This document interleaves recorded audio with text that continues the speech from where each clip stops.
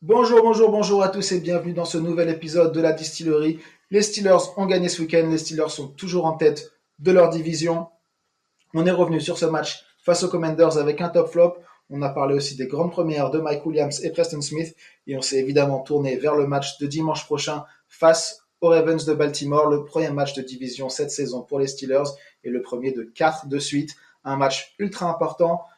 Mais avant d'en parler, évidemment, on se tourne vers le match de ce week-end. Je vous laisse écouter cet épisode qui est malheureusement uniquement en audio cette semaine. C'était un petit peu trop compliqué avec les connexions Internet de chacun d'avoir une qualité de vidéo suffisante. L'audio devrait vous plaire aussi. Vous ne ratez rien de visuel, je vous promets. Je vous laisse écouter tout ça et à très bientôt. Bonsoir. Content de vous retrouver en ce lundi, ce joli lundi après une belle victoire des Steelers hier soir contre les Commanders. Elle a mis du temps à se dessiner cette victoire, mais on y est arrivé, non sans avoir un petit peu de stress et d'émotion dans tous les sens. Ouais, bonsoir. Ouais, c'est clair qu'on démarre cette semaine sur une bonne note. Ah, ça fait plaisir, cette victoire. On a été la chercher. Ça prouve un peu que cette équipe, elle a envie et qu'elle lâchera rien. Et le match était dur à regarder, mais ça fait plaisir, cette victoire. Salut Romain, salut William.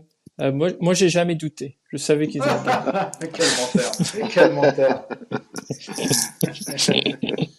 Bon, mais c'est bien. Il faut toujours au moins une personne très optimiste dans un groupe. Donc, on prend, pour ceux qui écoutent ou qui regardent ce podcast, on a essayé 2-3 fois d'enregistrer. On recommence pour une connexion assez mauvaise. Et à chaque fois, Polo nous a dit qu'il y a cru, il n'y a pas cru, il a beaucoup changé d'avis, mais surtout, il n'y a pas cru. Et là, il vous ment. Il vous ment directement. Ça vous donne une idée du personnage. Voilà. C'est que la deuxième fois que vous le voyez, mais vous comprenez un peu le mec. Donc, sérieusement, Polo, niveau de stress un petit peu élevé à quelques moments? Ah oui, j'ai dit, j'ai plus pensé qu'on allait le perdre qu'on allait le gagner. Euh, j'ai le first down qu'il donne pour Hurts. Je pensais qu'il ne donne pas pour Hurts. Je pensais qu'il allait le donner. Ouais. L'interception sur Wilson. J'ai pensé que le match était fini. Là, je crois que c'est dans le 4e quart-temps.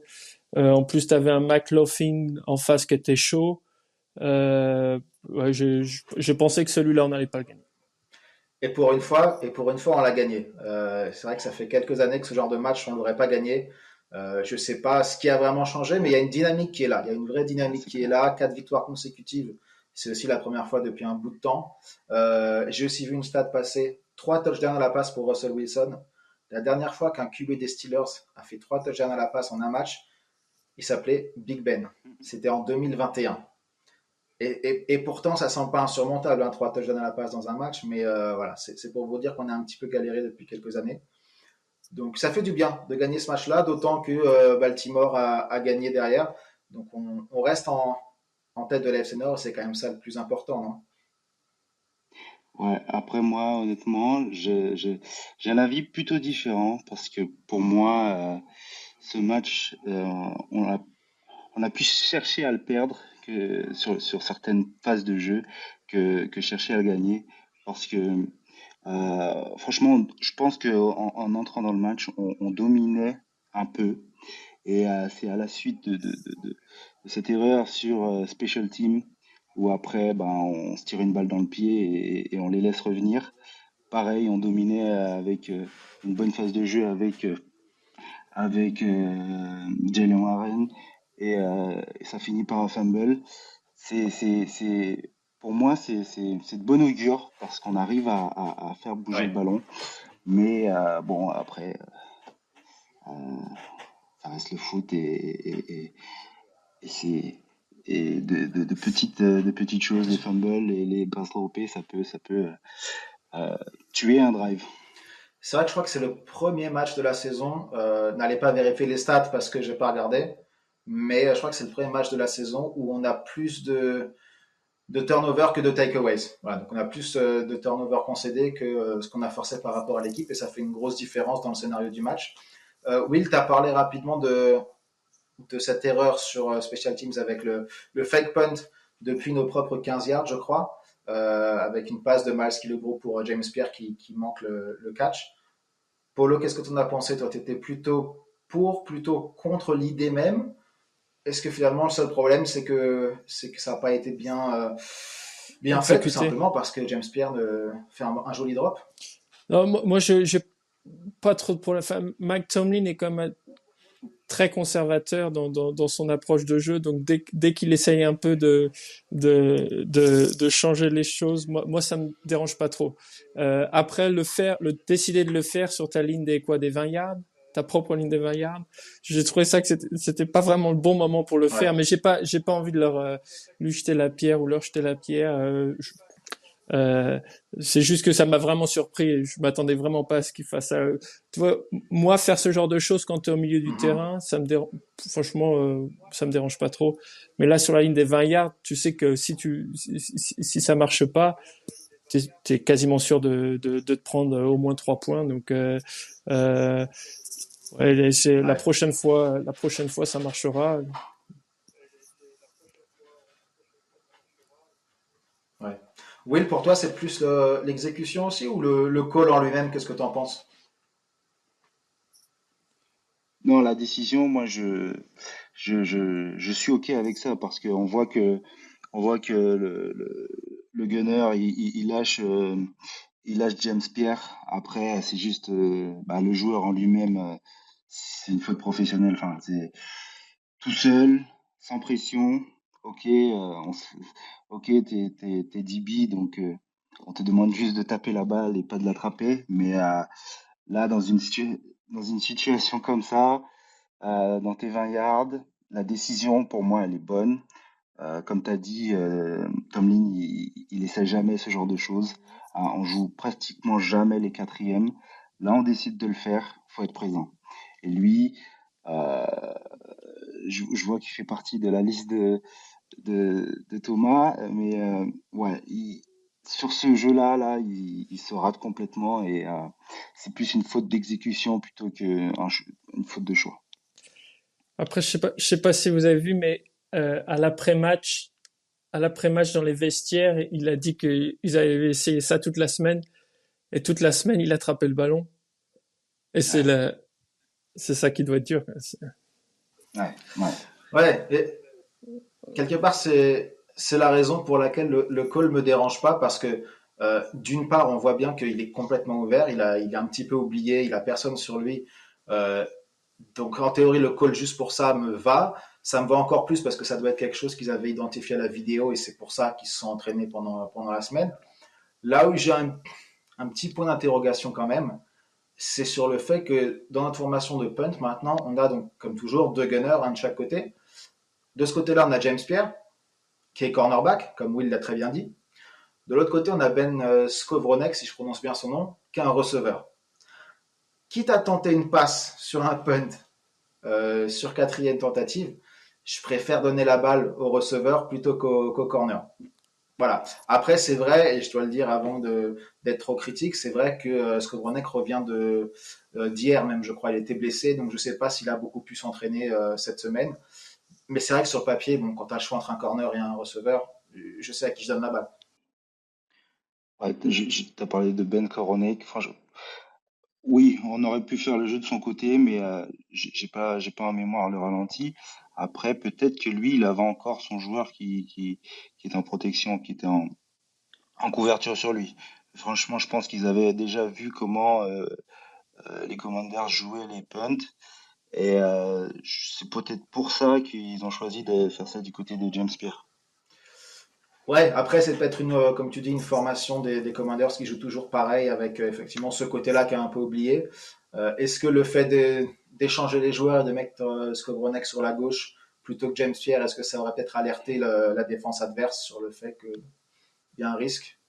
Je sais pas. Je sais pas.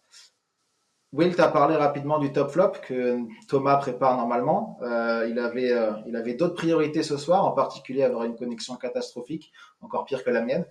Donc Will, je te passe le flambeau. À toi de nous lancer sur le top flop. Ok, donc ouais, les top flops. On a Thomas qui malheureusement à des petits problèmes de connexion qui nous a fait une première liste. J'ai aussi de mon côté pu rassembler quelques noms. On a pratiquement les mêmes. Je vais lire les noms de Thomas pour commencer. Lui, il voit en flop Porter Junior, Dante Jackson et James Pierre. Les trois DB. Euh, pour James Porter, je suis plutôt d'accord parce que il a fait énormément de fautes techniques, de fautes de main, où il est, où on a l'impression qu'il est tout le temps un peu en retard par rapport au jeu et du coup il est obligé de faire la faute pour se rattraper. Euh, Après, il y a eu quelques calls qui étaient un peu borderline. C'est pour ça qu'à la mi-temps, je vois Tomlin dire qu'on peut pas se laisser à- avoir par l'arbitrage, donc on doit un peu clean la manière de jouer. Mais ouais, James Porter, franchement, sur ce match, un peu à l'ouest. Dante Jackson, donc ça c'est dans la liste de Thomas, je suis pas trop d'accord parce que bon, il a fait un match assez correct de mon point de vue. Et puis oui, il est blessé. C'est assez récurrent. Il finit rarement les matchs. Mais bon, après, je l'ai vu faire quelques bons tacles sur les phases de course. Donc pour moi, il n'est pas dans mes flops. Dans mes flops à moi, j'ai plutôt mis Broderick Jones une nouvelle fois, qui son nom revient, mais pas du bon côté euh, pas du bon côté, car ouais, pour moi, il est encore en dessous Ouais. du potentiel qu'on a vu en lui. Euh, ouais, voilà. Ce qui est inquiétant avec Broderick Jones, quand même, c'est qu'il a tendance à faire assez souvent les mêmes erreurs, j'ai l'impression en tout cas. Le nombre de fois on le voit potentiellement se tromper de joueurs à bloquer, en tout cas, c'est ce qui ressort quand on regarde les images après coup, où voilà, il oublie, enfin, il joue tackle droit. La moindre des choses, sauf si la protection appelle forcément à aller à gauche, la moindre des choses, c'est d'avoir le mec qui est en face de toi et t'assurer que tu contiens au moins ce côté-là. Et à plusieurs reprises, je l'ai vu aller vers l'intérieur et on se retrouve avec une triple team avec notre garde droit, tackle droit et le center sur un joueur et un mec du côté de Jones qui est libre. Et j'ai du mal à imaginer que ça soit autre chose qu'une erreur de Broderick Jones. Du côté de James Pierre, quand même, bon, j'avais Porter Junior également flop. Et c'est compliqué. Surtout, ce qui est bizarre, c'est que l'année dernière, il était toujours sur les premiers receivers, les receivers stars des autres équipes. Et là, c'est pas, il était sur McLaurin, je crois que je l'appelais McLaughlin avant McLaurin, et il a vachement galéré, quoi. Donc je sais pas si c'est McLaurin qui est Antonio Brown ou Porter Junior qui régresse un peu, mais ouais, c'est un mauvais match. Sur James Pierre quand même, effectivement, bah, il loupe le fake punt là, mais il y a quand même, j'ai regardé à la toute fin. Il y a à 1 minute et 28 secondes de jeu, t'as Jaden Daniels qui envoie un ballon vers Noah Brown sur la droite. Et c'est lui qui va, enfin, il essaie de chercher le ballon. Il n'y a pas faute. J'attendais à ce qu'ils envoient un flag. C'était limite, c'était limite. Il a le mérite d'être en bonne position, James Pierre là-dessus. Mais c'est vrai qu'à partir du moment où tu retournes pas la tête pour voir le ballon, il y a quand même de fortes chances de flag et bon, il y a échappé. Il y Ouais. a un petit peu de réussite là-dedans aussi. Mais il a le mérite d'être dans une bonne position et de ne pas avoir pris 2 mètres par son receveur. C'est vrai. Mais globalement, je trouve, enfin, c'est normal, on a le droit de nommer des flops, mais enfin, je trouve que toute l'équipe ne lâche rien, quoi. Ouais, t'as peut-être deux, trois plays qui sont vraiment pas bons, mais globalement, les mecs, tu sens qu'ils sont quand même ensemble, tu sens que quand même ouais, j'ai pas trop Ouais. envie de trop critiquer, mais ouais, s'il y en a un vraiment, James Porter Junior, mais bon, Ouais. il va se remettre Ouais. et ça va aller, je pense. Ouais. C'est vrai que j'ai re-regardé le match aujourd'hui, ou plutôt je me suis rattrapé sur les 2 cartons que j'avais manqués hier. Et c'est vrai qu'il y a pas de joueur qui ressort particulièrement comme ayant fait un match catastrophique. J'avais vu tous les commentaires sur Joey Porter. Euh, Même en revoyant ça et en sachant que beaucoup de gens l'avaient critiqué pour ce match, j'ai pas trouvé qu'il était si catastrophique que ça. Alors effectivement, il y a un flag ou deux qui est un petit peu sévère. Il y a une fois ou deux où il y a McLaurin qui fait un bon catch alors que Porter est plutôt en bonne position. Donc voilà, je ne suis pas aussi sévère. Après, c'est vrai que sur le coup, il y a quelques matchs la saison dernière où je pense que Joey Porter s'en sort très bien. Il y a un petit peu de réussite et ça aurait pu un peu moins bien se passer. Mais globalement, je rejoins un petit peu Polo. Je pense que l'équipe fait un match assez cohérent en défense, puisqu'on parle surtout de la défense. On ne peut pas arrêter tout le monde tout le temps, mais c'est un match honnête, vraiment. Hein. Ils ne sont pas aidés par ce fake punt dont on parle sur les 16 yards et qui donne un touchdown assez facile derrière. Mais ouais, pas trop de soucis avec la défense. Et d'ailleurs, il y a un ou deux joueurs en défense qui ont fait peut-être leur meilleur match de la saison. C'est les deux noms qu'on a dans le top de Thomas. Will, est-ce que tu peux nous en parler? Alors, du côté de Thomas, on a Patrick Quinn. Moi, je suis assez d'accord. Patrick Quinn, c'est son meilleur match depuis le début de la saison. Il montre enfin qu'il est présent et qu'il est un vrai numéro un en tant que middle linebacker. Les précédents matchs, enfin, on voit un peu qu'il est un peu en, en ascension. Peut-être qu'il comprend mieux le jeu, qu'il comprend mieux où il doit se placer.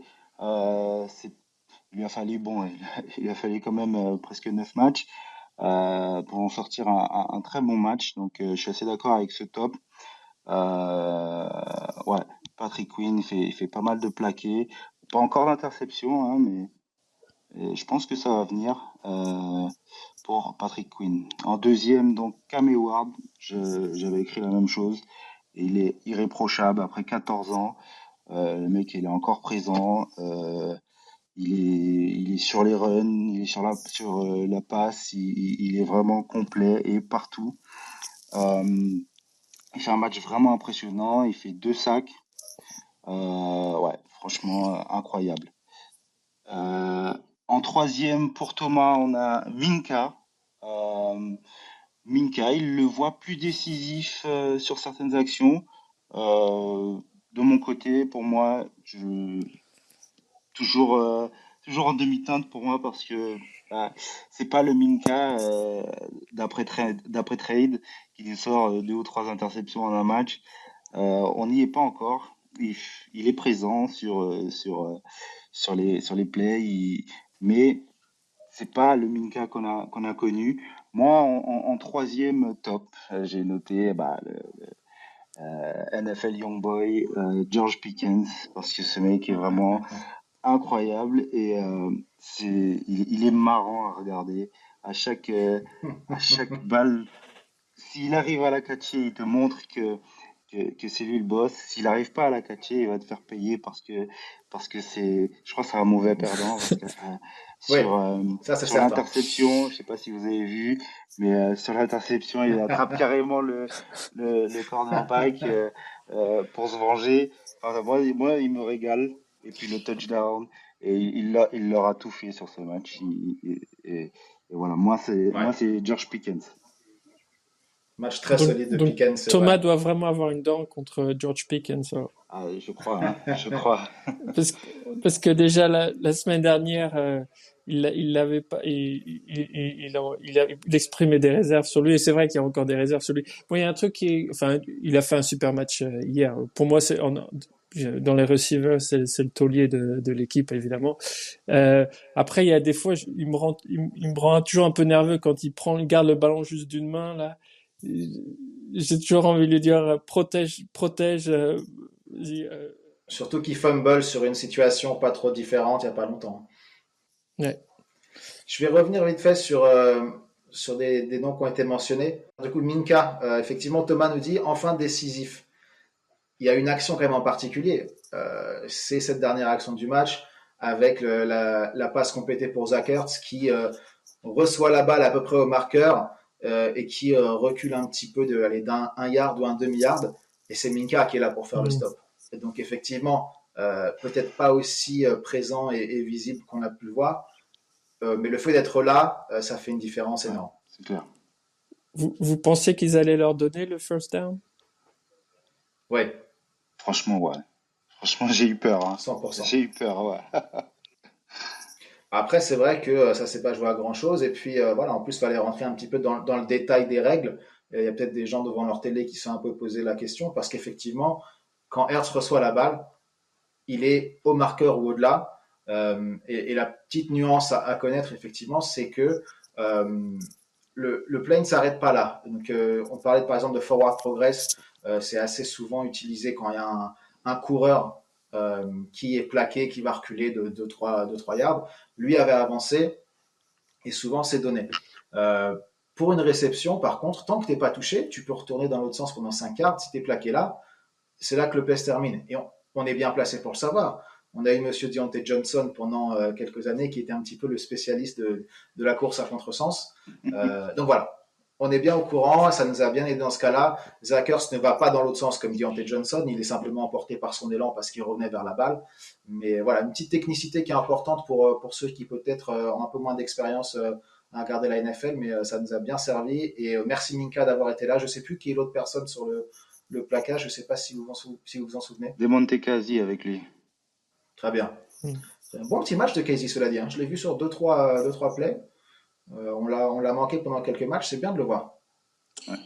Et juste sur le play de Hurts, je voudrais quand même dire, ils sont à la, je vois l'image, là, ils sont à la 41e, au 41e yard.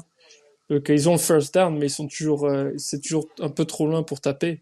Donc, Ouais, mais il reste du temps. Hein. bon, tu sais, ça change quand même, je pense, la fin du match. Ouais, ça change la fin du match. Mais ils sont toujours un peu trop loin pour taper. Ouais. Polo, est-ce que tu veux rajouter des noms sur ce top et ce flop? Si j'ai bien compris, ça serait plutôt des tops éventuellement. Euh, non, je pense que j'étais globalement d'accord. Je pense comme William, bon, je pense qu'il faut Pickens, faut le mettre dans le top 3. Patrick Quinn, pareil. Euh, Ouais.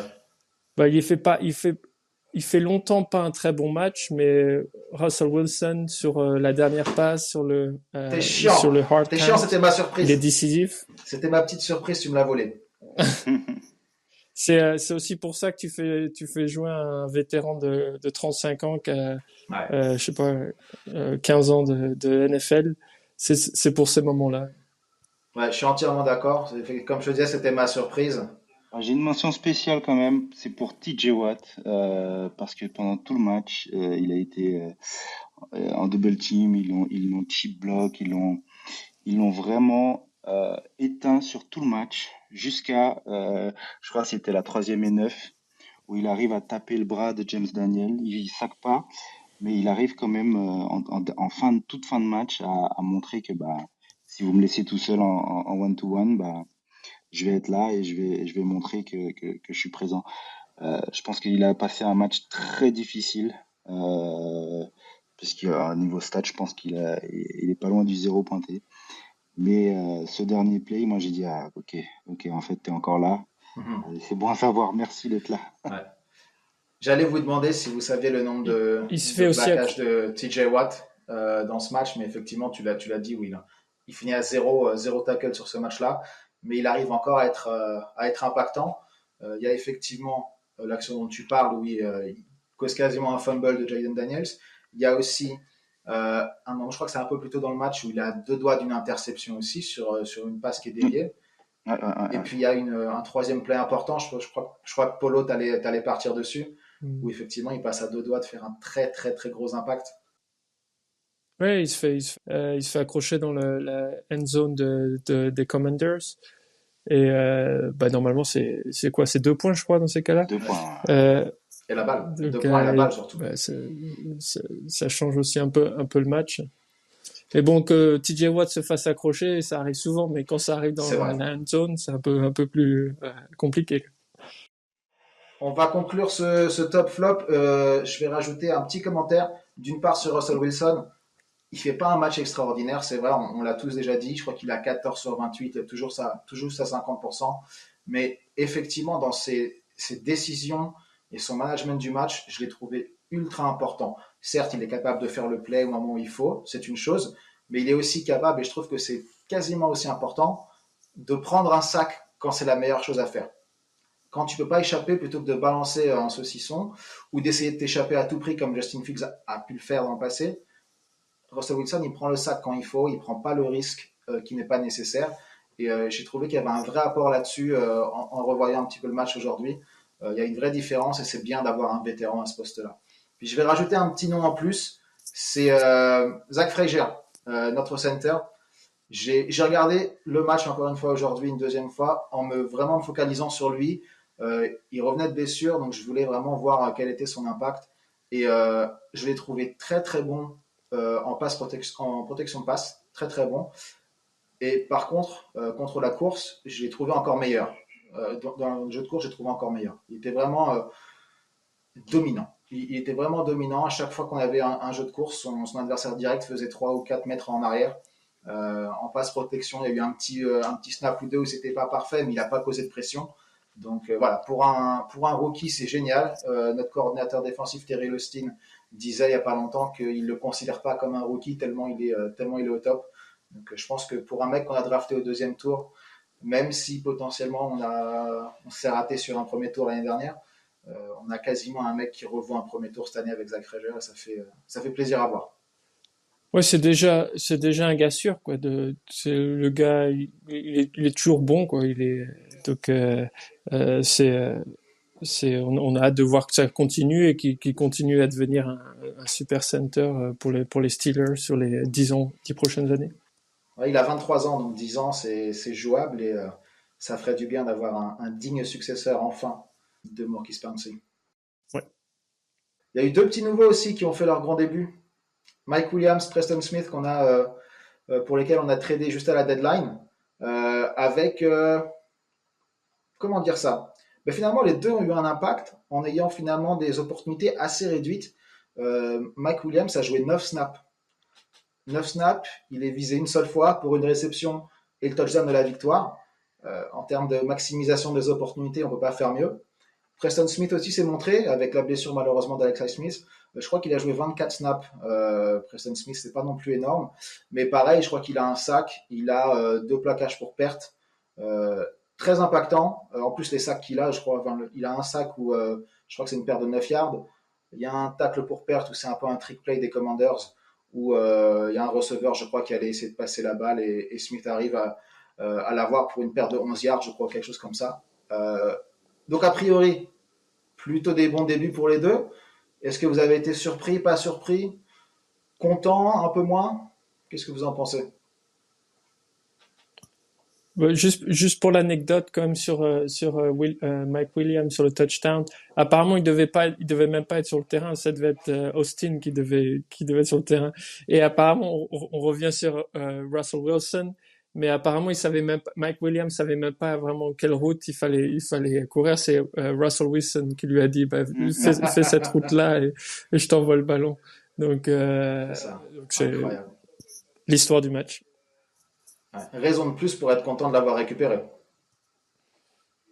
Ouais, après, c'est assez compliqué. Tu changes de playbook, tu changes de quarterback, tu changes d'équipe.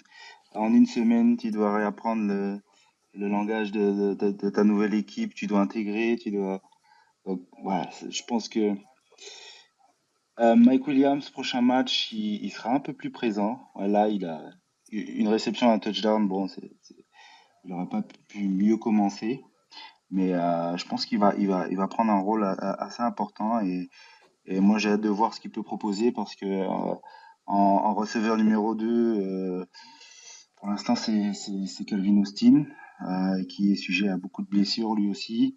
Je pense qu'il est sorti parce il Mhm. était tout simplement Ouais. blessé, donc c'est pour ça que c'est Mike Williams sur le dernier jeu, je crois.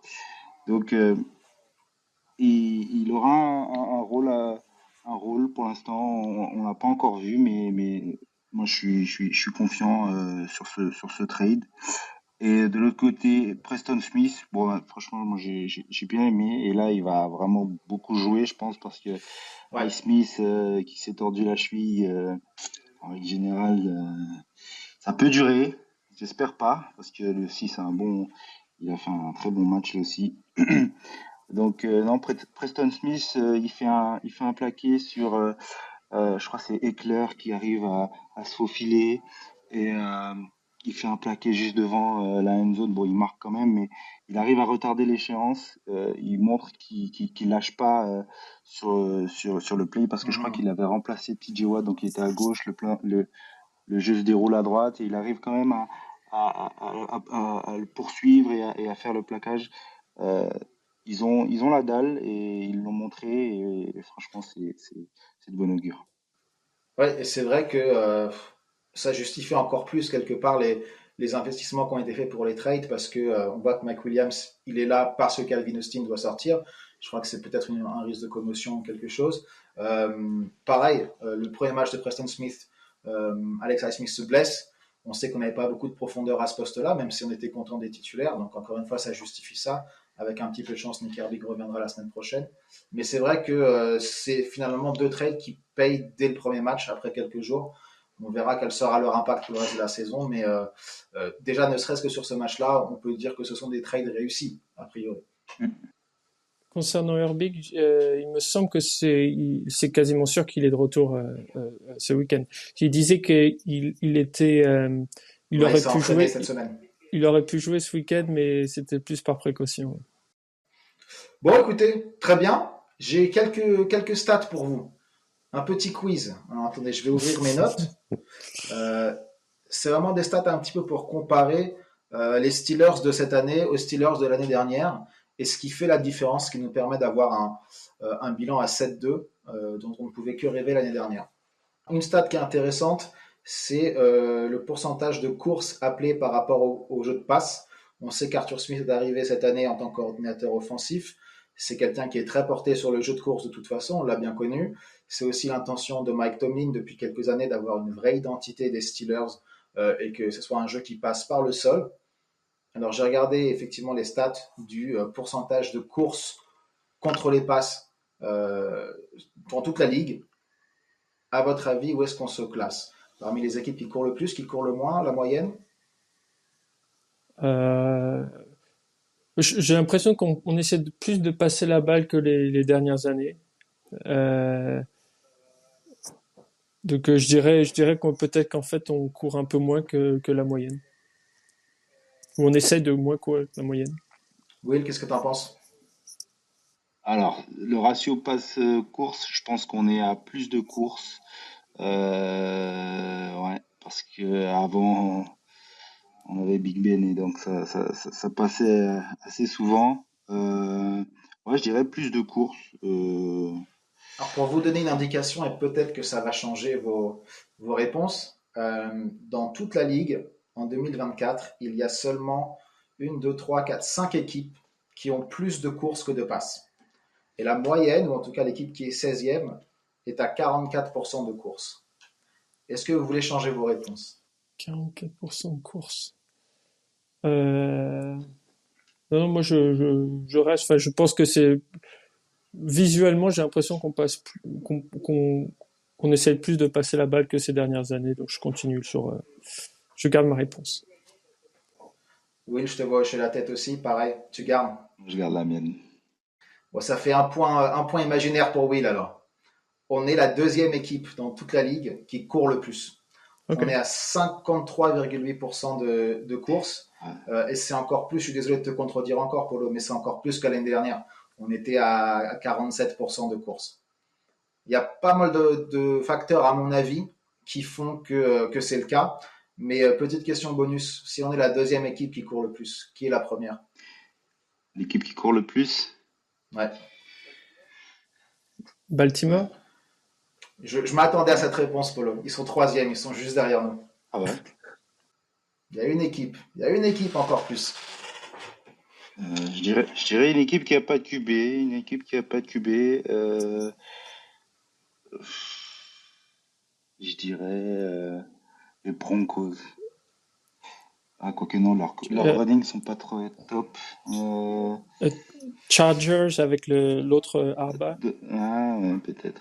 Alors attendez, je vais vous trouver ça. Chargers sixième, donc c'est pas une mauvaise réponse. Denver en plein milieu, ils sont 17e, Ah, ils donc ils aiment bien sont vraiment utiliser Herbert. moyens. Ils Je- aiment bien utiliser Herbert, donc ce sera pas les Chargers. C'est sûrement une équipe qui a pas un énorme quarterback, mais Un gros running back. Bah, un petit indice.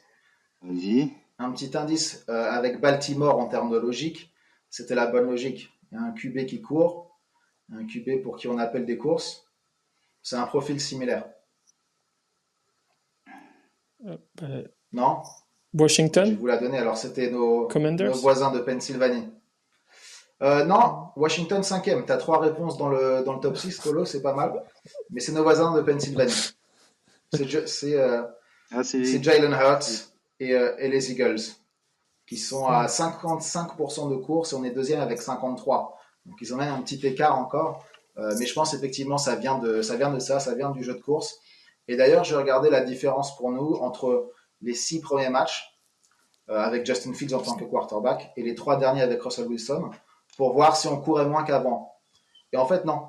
On a encore plus de courses. Alors la différence est minime, mais on a encore plus de courses qu'avant. Donc finalement, c'est vraiment une question de running back et de old school football comme McTominay l'aime bien.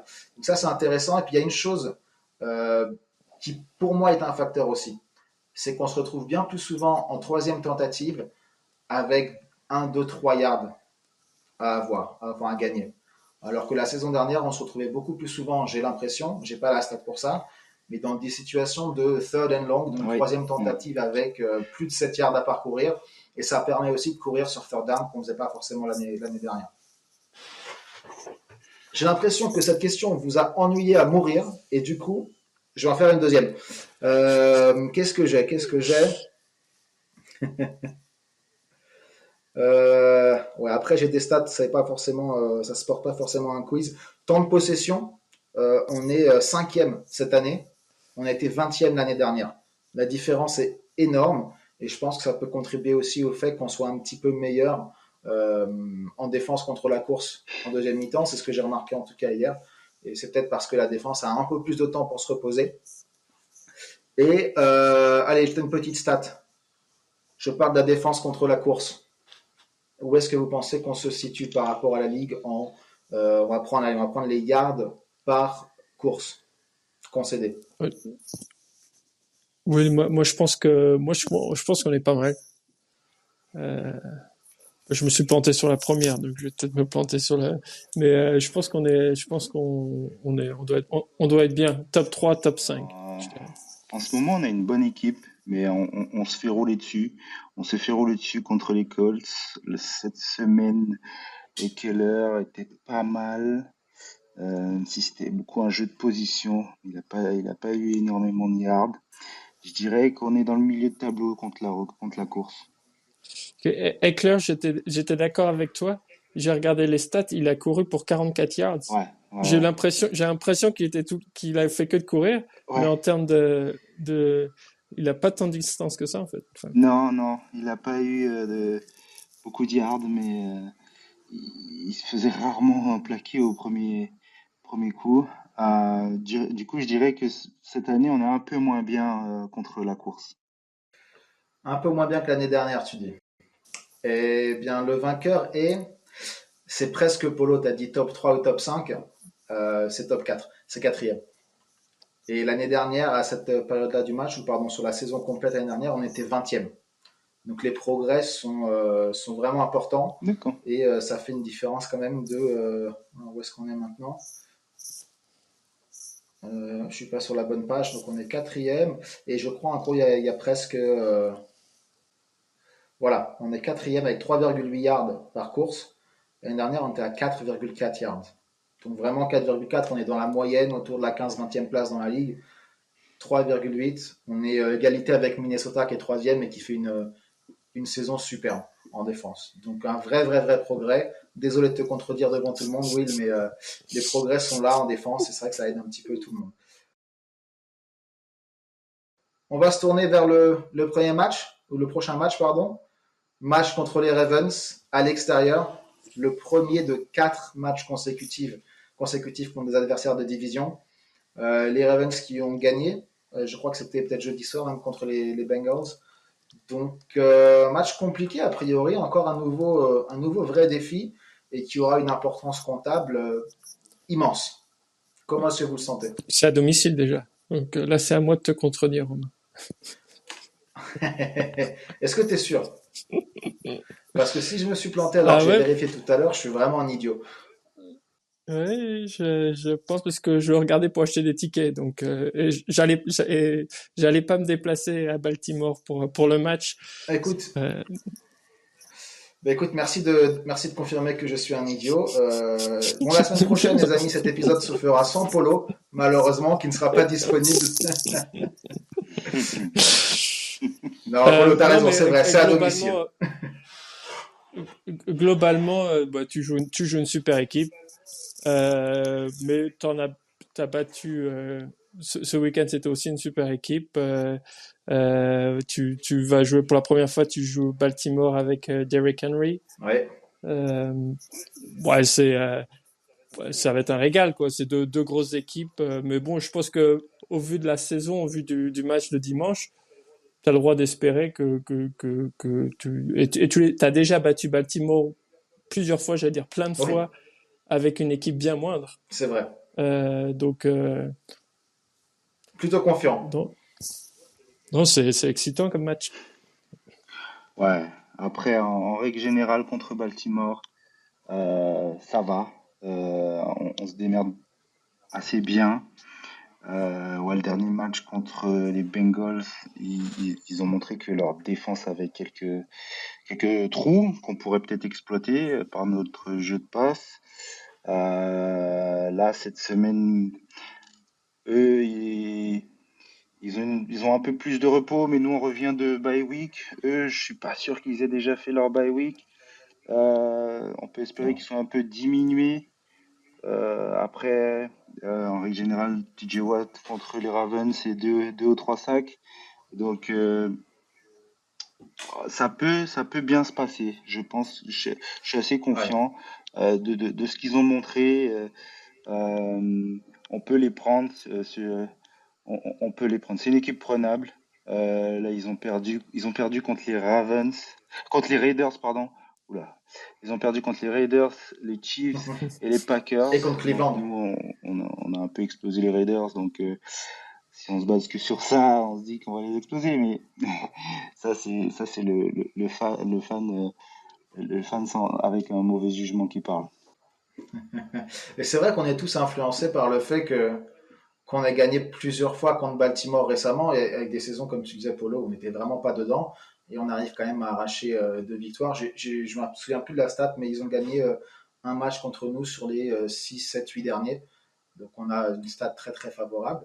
Alors la question que je vous pose, la question suivante, c'est quel serait le plan de jeu de Baltimore pour jouer face à Pittsburgh? C'est une équipe qui se base énormément sur la course, qui est première de la ligue en termes de yards gagnés au sol. Mais comme on vient d'en parler, les Steelers sont bien meilleurs, enfin bien meilleurs, sont en tout cas meilleurs contre la course que contre la passe. Est-ce que vous pensez qu'ils vont s'appuyer sur leur force à eux, ou est-ce qu'ils vont essayer d'exploiter les faiblesses des Steelers, qui est un peu peut-être le secondary en tout cas en ce moment, avec en plus un Dante Jackson qui risque d'être absent? Il y a une grosse décision à prendre. Moi, je pense que Arba et Baltimore, c'est pas du genre, ils jouent, ils restent fidèles à leurs principes et moi je les vois pas. Je pense ils vont nous rentrer dedans, ils vont vouloir faire courir le ballon euh, et pour montrer qu'ils sont plus forts que leur attaque est plus fort que notre défense. Euh, ouais, Arba, encore une fois, c'est pas du genre à changer ses principes, mais peut-être que j'aurais tort. Ouais, c'est des équipes qui se connaissent par cœur. Peu importe ce que l'un va faire, l'autre sera prêt. Donc là, ça va être que du physique et c'est celui qui sera le plus physique qui va gagner. Je me rappelle à l'époque, les matchs Steelers-Ravens, c'était des gros chocs. Donc là, bon, avec les règles qui ont un peu changé, il y aura peut-être de moins gros chocs, mais il y aura une intensité. Si on arrive à contenir euh, Derrick Henry, euh, on aura déjà fait la moitié du boulot. Est-ce qu'ils vont passer la balle? C'est possible parce que Deontay Johnson qui rejoint l'équipe, il aura pareil, il aura 2 semaines de playbook. Donc peut-être qu'il fera ses petites routes comme il a l'habitude. J'espère pas. Ou alors j'espère que Joey Porter se réveille. Parce que je vous imaginais que c'est lui qui va suivre Deontay. Et donc, Ouais, je suis pas certain que. voilà. C'est Collingworth, le présentateur de NBC qui dit toujours, il a toujours l'impression que les Steelers Ravens, Ouais. ça se finit à 13-10. Donc, moi, je pense que ça va être, ça, ou peut-être que maintenant, comme Ouais. on a une attaque aussi, peut-être que ça va augmenter, mais, moi, ça va être un C'est match un vrai que peu les ugly. 13-10, c'est pas un score qui est réservé aux Ravens. Ça fait Ouais. 2 ans que c'est à peu près notre score à tous les matchs. Donc, effectivement, peut-être que ça changera un petit peu cette année. Euh, Ouais, après, c'est vrai que les matchs de division, c'est toujours imprévisible. C'est aussi la beauté du truc, c'est que tu peux avoir une équipe qui a une force très claire et qui match avec la faiblesse de la défense. Et puis finalement, en match de division, tout change. Je pense que ça va être comme d'habitude, un match où tout va se jouer à la line of scrimmage. Et voilà, celui qui va gagner la guerre des tranchées l'emportera sans doute. En termes de receveurs, j'avoue que c'est peut-être pas Deontay Johnson qui m'inquiète le plus de leur côté. Il a encore fait un match disons très moyen ce week-end. Après, c'est vrai que c'était son premier. Mais j'ai un peu plus peur d'un mec comme Zay Flowers qui peut aller très vite, en particulier parce qu'effectivement, comme on dit, Baltimore joue beaucoup la course. Ils ont un running back Hall of Famer déjà. Et puis ils ont surtout Lamar Jackson qui est un petit peu capable de tout. Donc on va forcément un petit peu tout miser sur la course, essayer de protéger ça. Et ça ouvre la porte à une play action, un bootleg de Lamar Jackson. Et voilà. Et un gros gain derrière parce qu'on s'est un petit peu trop engagé dans la course. C'est plus ça qui me fait peur plutôt que les passes intermédiaires que je pense on pourra gérer plutôt pas mal. J'ai une question aussi pour vous les gars. La semaine dernière on parlait de Peyton Wilson qui peut-être apportait ce truc en plus à la défense des Steelers pour défendre justement contre ces quarterbacks mobiles. Alors bizarrement, on s'attendait à ce qu'il y ait un vrai premier test contre les Commanders avec un QB qui a des caractéristiques un petit peu similaires. Finalement, ce QB n'a quasiment pas couru. Et on a eu Elandon Roberts qui a joué plus de snaps que sur les 4 ou 5 derniers matchs. Donc encore une fois, je m'étais trompé, j'avais dit une connerie. Contre les Ravens, c'est quoi le plan pour stopper Lamar Jackson? Will, c'est une question pour toi. Toujours, je pense, à lui mettre la pression, d'essayer d'aller le toucher au maximum pour le faire un peu paniquer, parce que c'est contre nous et il a cette tendance il se fait taper une fois, puis après il se met à paniquer. Les receveurs peuvent être open, il va quand même se mettre à courir et essayer d'esquiver parce qu'il va avoir peur de se faire taper. Je pense qu'il faut, dès le premier impact, lui montrer que bah mec, c'est Steelers Ravens, donc tu peux pas faire tout ce que tu as fait sur le début de la saison. Va falloir le surveiller, mettre de temps en temps un petit spy qui va essayer de- de- d'annuler toutes ces options, parce qu'ils aiment bien faire des option play où soit ça court, soit ça passe, soit c'est Lamar qui garde la balle. Donc ouais, un petit spy et essayer de déguiser au mieux nos couvertures parce que si c'est trop simple pour Lamar, bah, il sait quand même lancer le ballon. Et surtout les tight ends aussi, va falloir bien. Il va nous falloir un Minka des grands jours parce que les deux tight ends chez eux là, ils sont très très très forts. Ouais, Romain, tu as dit que j'étais plutôt confiant. Enfin, je veux dire, il n'y a pas de raison de, on a des forces et je pense qu'il faut y aller. Mais je regardais par exemple les odds. Ouais, Les Ravens sont favoris de 3,5 points. d'accord. Je pense qu'ils sont favoris, mais ils ont été favoris quasiment tous les matchs qu'on a joués contre eux. Ouais, Euh, et on a quand même gagné. Donc, c'est vrai. mais bon, pour le Ouais, moment, ils sont favoris de 3,5 points.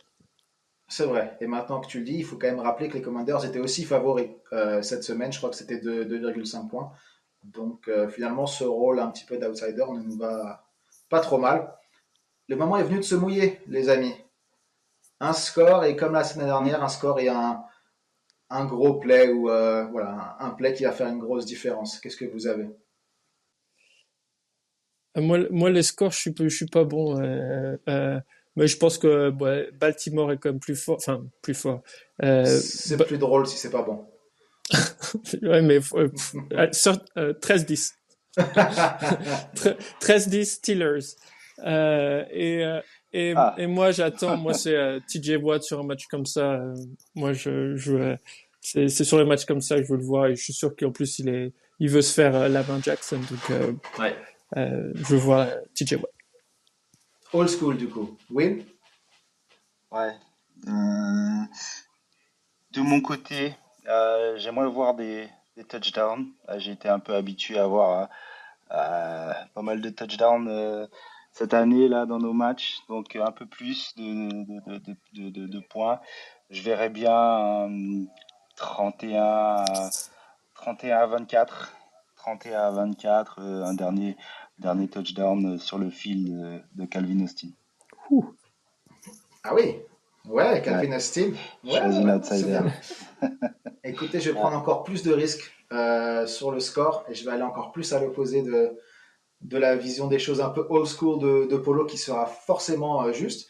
Je vais faire l'inverse. On a vu que les Ravens sont pas forcément une défense inoubliable. On a parlé un petit peu euh, du plan des Ravens contre nous, ce que ça devrait être. On a parlé de nous, ce qu'il faut faire pour stopper Lamar Jackson. Mais la défense des Ravens, elle est abordable. Je crois qu'ils sont, j'ai la stat sous les yeux, 27e en termes de yards concédés par match. Donc il y aura de la place pour nous. C'était encore un match avec beaucoup de TD contre les Bengals. Donc je vais me lancer sur un score encore plus haut que toi, Will. Hmm. Un 34-31 pour les Steelers, évidemment.